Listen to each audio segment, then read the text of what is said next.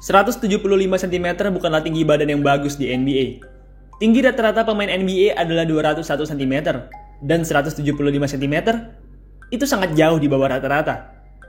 Meski jauh di bawah rata-rata, tapi pemain satu ini berhasil membuktikan bahwa tingginya bukanlah halangan. Sebaliknya, ia malah menjadikan tinggi badannya sebagai motivasi, yang mana berhasil membuatnya menjadi pemain NBA yang sukses. Halo semuanya, selamat datang di kanal YouTube Ina Basketball. Pada hari ini, Ina Basketball akan membahas biografi dari salah satu pemain terpendek di NBA, Isiah Thomas. Baiklah, mari kita langsung mulai. Isiah Thomas lahir di Tacoma, Washington, pada tanggal 7 Februari 1989. Ia terlahir dari pasangan suami istri, James Thomas dan Tina Baltrip. Pada tahun 1989, ayah dari Thomas, yang mana saat itu merupakan penggemar berat Lakers, bertaruh kepada temannya bahwa jika Lakers kalah di NBA Finals 1989, maka ia akan menamai anaknya dengan nama dari musuh bebuyutan Lakers, Isiah Thomas. Dan rupanya Lakers dibantai habis-habisan saat itu, dan akhirnya James Thomas pun mau tidak mau harus menamai anaknya dengan nama Isiah Thomas. Nama Isiah Thomas ini pun kemudian diubah sedikit oleh istri James. Sang istri menambahkan huruf A pada kata Isiah, sehingga nama anaknya pun menjadi Isiah Thomas. Sedari kecil, Thomas sudah memiliki tubuh yang relatif pendek. Ya, wajar saja. Orang tua Thomas tidaklah tinggi untuk ukuran orang Amerika. Ayahnya hanya memiliki tinggi 170 cm, dan ibunya hanya memiliki tinggi 167 cm. Oleh sebab itu, tak heran kalau Thomas hanya punya tinggi 175 cm. Meski memiliki tubuh yang kecil dan pendek, tapi Thomas memiliki hobi bermain basket. Ia sangat suka bermain basket. Setiap harinya, ia bermain basket bersama teman-temannya di lapangan basket umum. Thomas merupakan seorang kompetitor yang berkelas. Meski masih kecil, tapi Thomas memiliki kemauan dan keberanian yang besar. Saat masih menjadi bocah ingusan, Thomas sering bermain dengan orang dewasa di lapangan umum. Thomas tidak hanya sekedar bermain saja saat itu.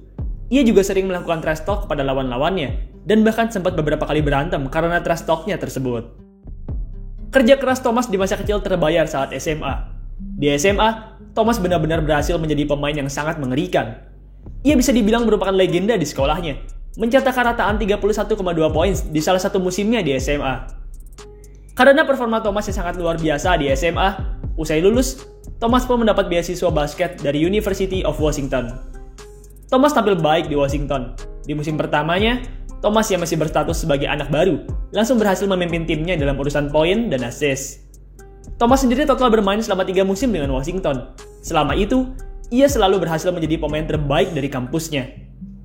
Pertandingan terbaik Thomas di level basket kuliahan adalah pada pertandingan tanggal 13 November 2009, tepatnya saat Washington berhadapan dengan White State.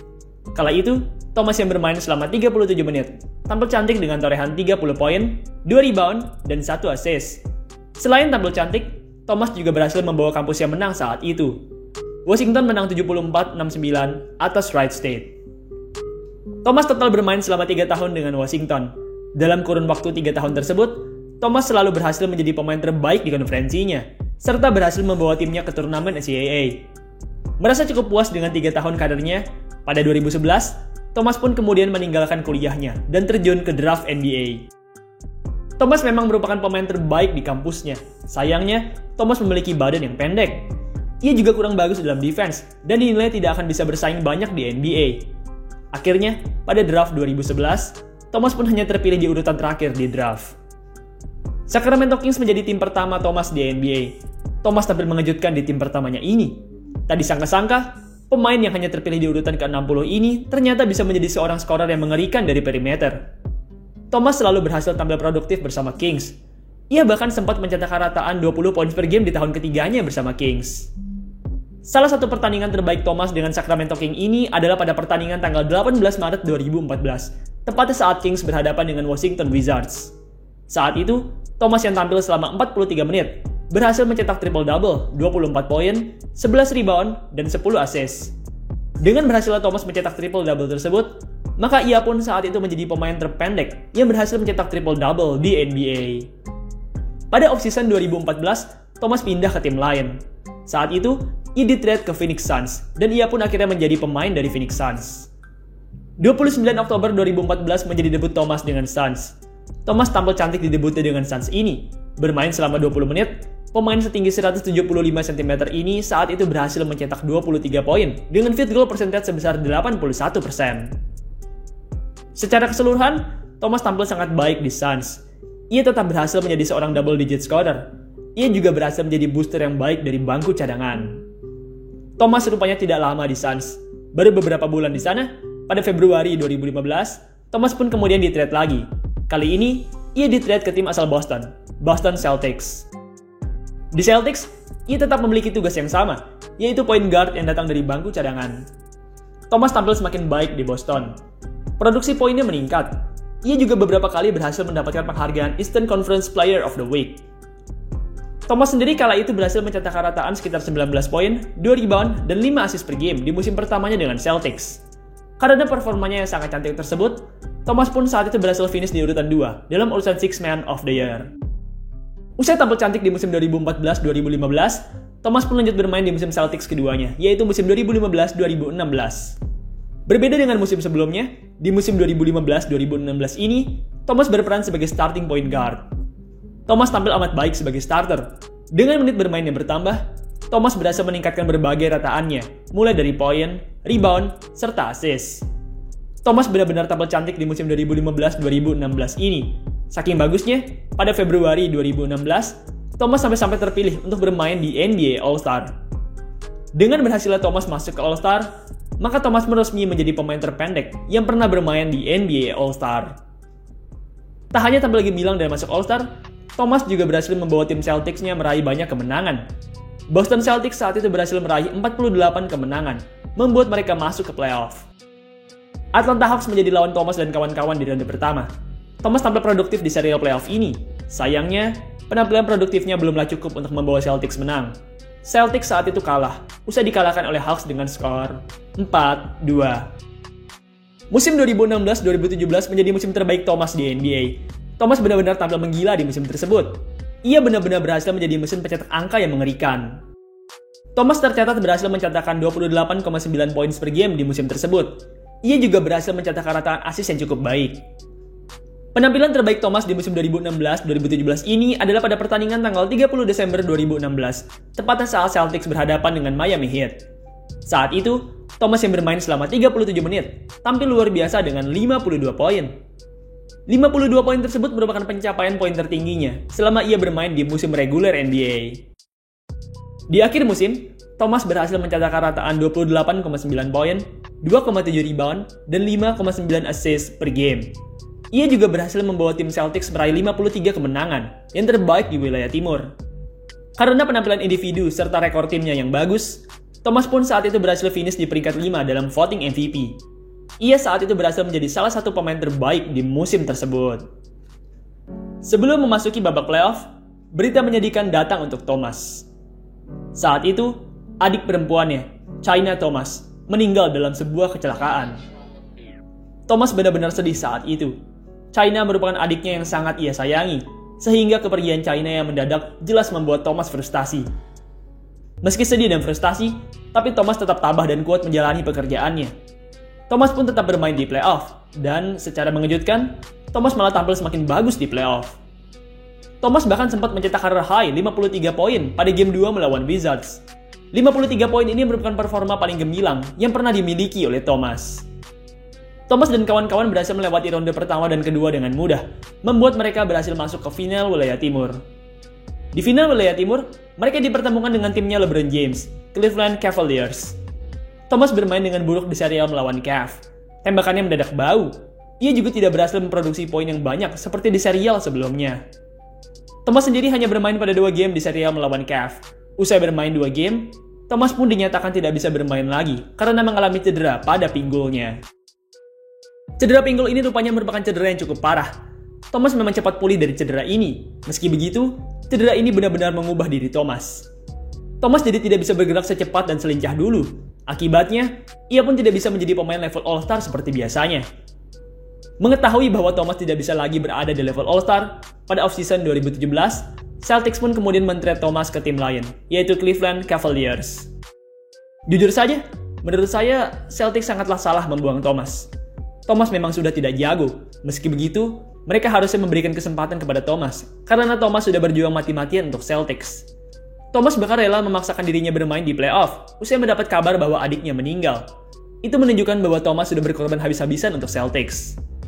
Ya, bagaimanapun juga, bos dari Celtics tidak menganggap Thomas sebagai keluarga mereka, dan hanya menganggap Thomas sebagai sebuah aset yang rusak, sehingga mereka pun akhirnya membuangnya ke tim lain. Musim pertama Thomas dengan Cavs berjalan dengan kurang mulus. Thomas gagal tampil sebaik dulu. Produksi dan efisiennya menurun drastis. Thomas juga terlihat kurang klop dengan pemain-pemain di Cavs. Merasa Thomas bukanlah fit yang bagus untuk Cavs, pada Februari 2018, Thomas pun di-trade ke LA Lakers. Di Lakers, Thomas sudah tidak lagi berperan sebagai starter. Ia menjadi pemain pelapis dari point guard muda, Lonzo Ball. Sama seperti di Cavs, Thomas sudah tidak bisa tampil seproduktif dan seefisien dulu. Thomas tercatat hanya mencatatkan 15,6 poin dengan field goal percentage yang hanya sebesar 38%. Itu menunjukkan bahwa Thomas sudah benar-benar mengalami penurunan. Usai musim 2017-2018, kontraknya dengan Lakers pun resmi selesai. Lakers rupanya tidak tertarik untuk memperpanjang kontrak Thomas, dan akhirnya Thomas pun menjadi pemain bebas agen. Thomas tak lama menjadi pemain bebas agen. Pada Juli 2018, Thomas pun bergabung dengan tim lain, yaitu Denver Nuggets. Thomas tetap tampil buruk di Nuggets. Ia tampil sangat tidak efisien. Thomas sendiri tidak lama di Nuggets. Usai satu musim, Thomas pun pindah lagi ke tim lain, yaitu Washington Wizards. Thomas tampil cukup cantik di Wizards. Sebagai seorang starting point guard, Thomas berhasil mencatatkan rataan yang solid dalam poin dan assist. Thomas juga berhasil memperbaiki persentase field goal dan 3-poinnya, membuat namanya kembali harum di NBA. Meski tampil cantik di Wizards, tapi Wizards rupanya tidak berniat untuk menyimpan Thomas. Akhirnya, pada Februari 2020, Thomas pun di-trade ke tim LA Clippers. Clippers rupanya juga tidak berniat untuk menyimpan Thomas. Baru 3 hari di Clippers, Thomas pun kemudian dilepas oleh Clippers. Usai dilepas, tak ada lagi tim yang berniat mengambil Thomas. Tidak putus asa, Thomas pun tetap sabar dan terus latihan guna menyiapkan dirinya jika sewaktu-waktu ada tim yang mau mengontraknya. Pada April 2021, kesempatan emas itu pun datang. Saat itu, Thomas mendapat 10-day kontrak dari New Orleans Pelicans. Thomas tampil mengecewakan di Pelicans. Produksi poinnya memang cukup mengesankan, tapi efektivitas dan efisiennya sangatlah buruk. Thomas juga tidak bisa melakukan defense dengan baik, membuat nilainya semakin buruk di NBA. Karena performanya buruk, usai kontrak 10 harinya habis, Thomas pun kembali menjadi pemain bebas agen. Usai bermain di Pelicans, Thomas pun kemudian sempat bermain sebentar dengan Lakers dan Dallas Mavericks. Thomas rupanya kurang produktif dengan dua tim tersebut, sehingga akhirnya ia pun kembali dibuang oleh mereka. Pada 2 Maret 2022, sebuah berkah datang untuk Thomas. Saat itu, ia mendapat kontrak 10 hari dari Charlotte Hornets. Awalnya, Thomas menunjukkan performa yang buruk di Hornets. Thomas tampil tidak efisien, membuat field goal percentage menjadi sangat buruk. Untungnya, Hornets tetap memberi Thomas kesempatan, dan rupanya Thomas berhasil memanfaatkan kesempatan tersebut dengan baik. Di game-game berikutnya, Thomas mulai bangkit dan kembali menemukan ritmenya. Thomas berhasil menemukan role-nya sebagai penambah poin dari bangku cadangan. Ia juga berhasil menjadi mentor yang baik untuk LaMelo Ball. Merasa Thomas merupakan veteran yang penting, Hornets pun akhirnya memberikan kontrak full kepada Thomas. Kini, Thomas merupakan pemain tetap dari Hornets. Ia akan tetap bermain di Hornets sampai musim 2021-2022 berakhir. Baiklah, itulah tadi biografi dari pemain pendek yang pernah 2 kali masuk All-Star, Isaiah Thomas. Thomas merupakan sosok yang sangat inspiratif. Dengan kekurangan fisik yang ia miliki, ia tetap bisa bersaing di liga basket para raksasa. Ia bahkan sempat berada di puncak dan hampir meraih MVP. Sayangnya, cedera pinggul yang ia alami benar-benar membuat karirnya jadi menurun. Meski menurun, tapi Thomas tetap tidak peduli. Ia terus berjuang dan akhirnya, ia kini bisa menemukan tempatnya di NBA. Thomas merupakan salah satu pemain paling inspiratif di NBA. Semoga kita semua bisa meniru semangat serta kerja kerasnya. Baiklah, sekian video pada hari ini. Terima kasih buat kalian yang sudah menonton. Dan sampai jumpa di video selanjutnya.